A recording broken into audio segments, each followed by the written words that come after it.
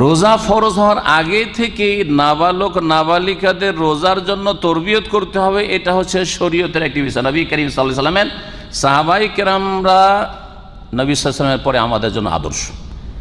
সাহাবীরা বলছেন, আমরা ছোট ছোট বাচ্চাদেরকে, নাবালক নাবালিকাদেরকে রোজা রাখাইতাম, আর বৈকাল যখন হয়ে যেত তখন তারা কান্না শুরু করে দিত। কান্না শুরু করে, তার মানে 12-14 বছরের ছেলে নয়, 8 বছর 10 বছর কান্না কারা শুরু করে খেতে না পেলে? 12-14 বছরের ছেলে কান্না করবে? কান্না করবে না, কান্না শুরু করে দিত যে পিপাসা লেগেছে, খিদা লেগেছে।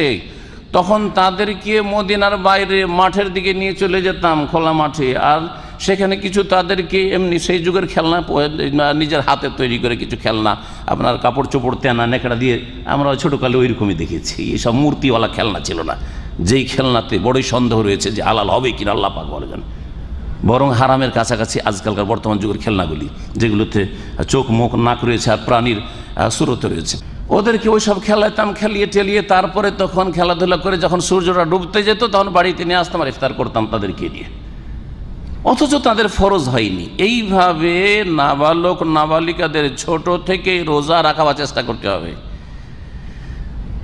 আমাদের অধিকাংশ সমাজের বাপ এবং মায়েরা ছেলে মেয়েদের শরীর স্বাস্থ্যের খুব লক্ষ্য রাখে।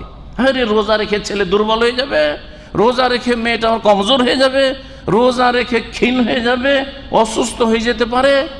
শরীরের যত্ন নেওয়ার জন্য এত যত্নবান, হ্যাঁ,